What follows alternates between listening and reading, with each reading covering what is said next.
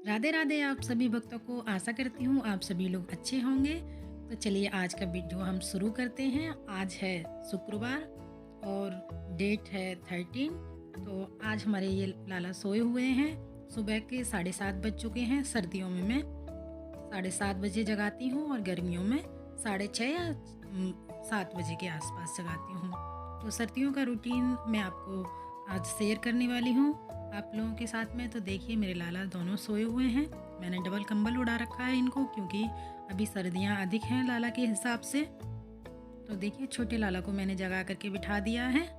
मैंने ये गरम बेडशीट बिछा रखी है, जिससे मेरे लाला को नीचे से भी बेड से ठंडा ना लगे। और मैं अपने लाला की सबसे पहले ये बेडशीट हिला करके मैं बिछा देती हूँ फिर से। तो देखिए इस प्रकार मैंने अपने लाला की बेडशीट हिला दी।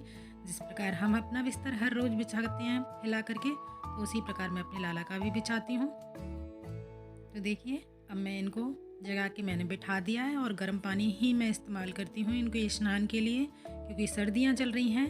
तो गर्म पानी का इस्तेमाल करें आप लोग भी लड्डू गोपाल को स्नान कराने के लिए। और अब जब गर्मियाँ होती हैं तो आप नॉर्मल पानी का इस्तेमाल कर सकते हैं, नॉर्मल जल का इस्तेमाल कर सकते हैं। मेरे घर में सेवा सभी लोग करते हैं, तो ख़ास तौर पे ज़्यादातर मैं करती हूँ, मेरे बच्चे भी करते हैं। तो बच्चों को जिस प्रकार आती है करना वो करते हैं। तो देखिए मैं इनको बिठा करके उसके बाद जल ले आई हूँ, गरम जल करके ले आई हूँ। और मैंने तुलसी पत्ता और इसमें एक पुष्प और मैंने कुमकुम से इस पर तिलक करके स्वास्तिक बना करके अब लड्डू गोपाल को मैं स्नान कराऊंगी इनके वस्त्र उतार करके। और इनके वस्त्र पहले से ही रेडी करके रखे हैं, क्योंकि सर्दियों का मौसम है। तो लड्डू गोपाल को जल्दी ही वस्त्र पहनाने होते हैं, कि वरना इनको सर्दी ना लगे। तो मैंने जल ले लिया है। तो देखिए थोड़ा थोड़ा करके आपको गैप कर करके आपको जल डालना है लड्डू गोपाल के ऊपर, स्नान कराना है। क्योंकि जिस प्रकार हम अपने बच्चे को डालते हैं उनको सांस भी लेने देना है बीच बीच में। तो इसलिए थोड़ा थोड़ा जल से ही मैं स्नान कराऊंगी, क्योंकि सर्दियां हैं तो ज़्यादा मैं देर तक इनको स्नान नहीं कराती हूँ। जिस प्रकार हम अपने बच्चे को स्नान करा के जल्दी से ही निकालते हैं जल से, तो इसी प्रकार इनको भी मैं जल्दी ही स्नान कराने के बाद इनको कपड़े पहना दूँगी। मैं पहले छोटे लाला को इनको पोंछ देती हूँ। जब मेरी सासू माँ मेरे बच्चों को स्नान कराने के बाद इस प्रकार जल लेके उनका परिक्रमा लगा के उनका तिलक लगाती थी, तो उसी प्रकार मैं लड्डू गोपाल को भी इसी प्रकार करती हूँ। इसलिए करती हूँ, आप लोगों ने मेरी काफ़ी वीडियो में इस प्रकार देखा होगा। तो काफ़ी लोग सोचते होंगे कि ये क्या करते हैं, क्यों करते हैं। तो मैंने सोचा इसलिए आपको ये बता देती हूँ। और अगर आपका कोई प्रश्न है या फिर आपका कोई सवाल है आपके मन में, तो आप कमेंट करके मुझसे पूछ सकते हैं। या फिर मुझे कोई सुझाव देना चाहें तो आप वो भी दे सकते हैं। मुझसे मेरी वीडियो में अगर कोई गलती हो रही है तो आप उसको भी बता सकते हैं कमेंट के ज़रिए। मुझे आपसे भी कुछ ना कुछ सीखने को मिलेगा। तो हमेशा कोशिश करें कुछ ना कुछ लोगों से सीखने की। तो देखिए मैं अपने लड्डू गोपाल को उड़ा दिया है स्नान कराने के पश्चात। अब मैंने इनके कपड़े भी पहले से निकाल के रखे, तो अब मैं इनको वस्त्र पहना दूंगी मैं। तो सबसे पहले हम अपने छोटे लाला नन्हे मुन्ने लाला को पहनाते हैं। ये मेरे छोटे लाला जो हैं ये 2 नंबर के लाला हैं, बहुत ही छोटे हैं ये। और ये लाला तो मुझे मेरे दिए थे किसी ने। तो देखिए और ये बड़े लाला भी मुझे दिए हुए हैं। तो मेरा सौभाग्य है जो मैं इनकी सेवा कर रही हूँ। और मैं अपने लड्डू गोपाल को पंचामृत से स्नान भी कराती हूँ। तो जैसे एकादशी होती है या फिर पूर्णिमा होती है, तो इन सब अवसर पर पंचामृत से स्नान कराती हूँ। और अगर आप चाहो तो बीच बीच में भी आप कोई फेस्टिवल पड़ता है तब भी आप करा सकते हैं। तो इस प्रकार आपको बीच बीच में स्नान कराना है लड्डू गोपाल को पंचामृत से।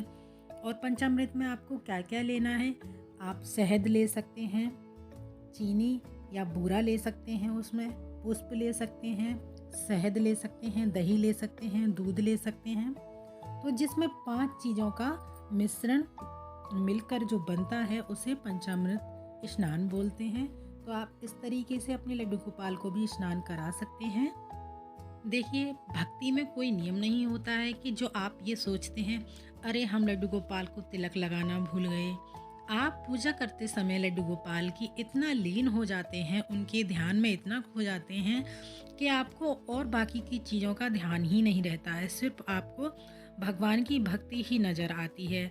तो ऐसा नहीं है कि हम लड्डू गोपाल के तिलक लगाना भूल गए, या फिर हमें पहले आरती करनी चाहिए, या फिर पहले हमने भोग लगा दिया, भोग हमें बाद में लगाना चाहिए। तो ये सब मायने नहीं रखता है। आपको जैसे ठीक लगता है आप उस प्रकार लड्डू गोपाल की भक्ति कर सकते हैं। इसमें कोई नियम नहीं होता है भक्ति में। तो आप अपने लाला को जैसे चाहो वैसे प्रेम कर सकते हैं। और देखिए, बातों ही बातों में हमारे लाला लड्डू गोपाल दोनों रेडी होकर बैठ चुके हैं। कितने प्यारे लग रहे हैं, कितने सुंदर लग रहे हैं। तो मुझे तो देखिए, अब लड्डू गोपाल की हम पगड़ी बना लेते हैं। तो मैंने ये इस तरीके से कपड़े ले रखे हैं। ये लाइलॉन वाले जो कपड़े होते हैं, हौजरी कॉटन, वो वाले कपड़े हैं, उससे अच्छे से इनकी पगड़ी बन जाती है। तो देखिए, हमारे माधव लाला लड्डू गोपाल रेडी हैं सबके। मैंने अब इनके तिलक चंदन कर दिया है। सबसे पहला भोग मैं लड्डू गोपाल को दूध का और मिश्री का लगाती हूँ। अगर माखन कभी कभी होता है तो माखन का लगा देती हूँ।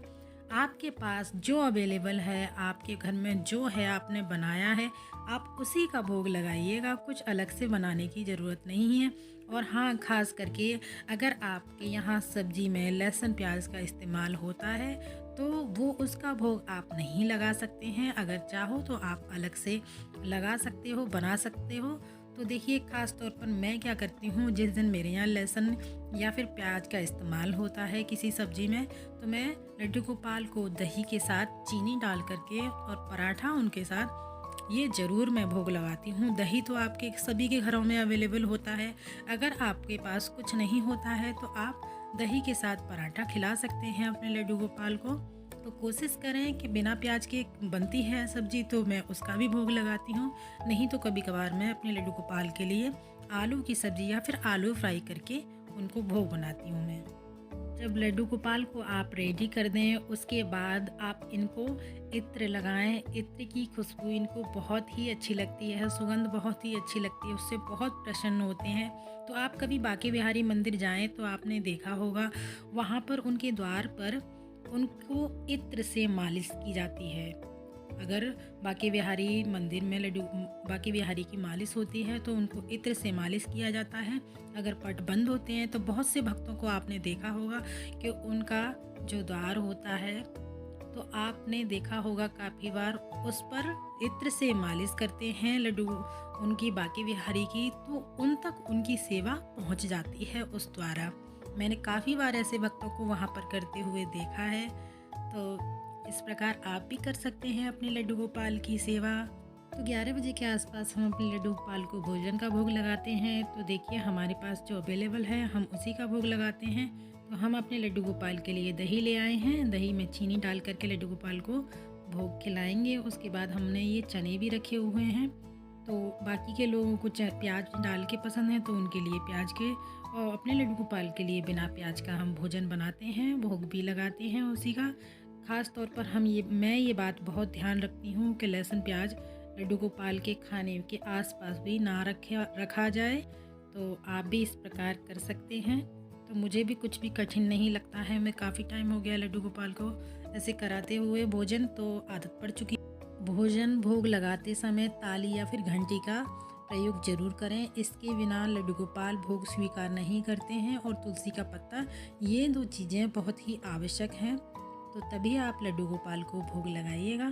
तो आशा करती हूँ आप लोगों को मेरी ये वीडियो अच्छी लगेगी। जिन लोगों ने मेरा चैनल सब्सक्राइब नहीं किया है तो मेरे चैनल को सब्सक्राइब करें, बेल आइकन बटन प्रेस करें और कमेंट करके ज़रूर बताइएगा। और अगर आपका कोई प्रश्न है या सवाल है तो आप मुझसे पूछ सकते हैं बेझिझक। और अगर आपका कोई सुझाव है तो वो भी आप दे सकते हैं कमेंट के ज़रिए। तो मिलते हैं अगली वीडियो में। तब तक के लिए आप सभी को मेरा राधे राधे, जय श्री कृष्ण।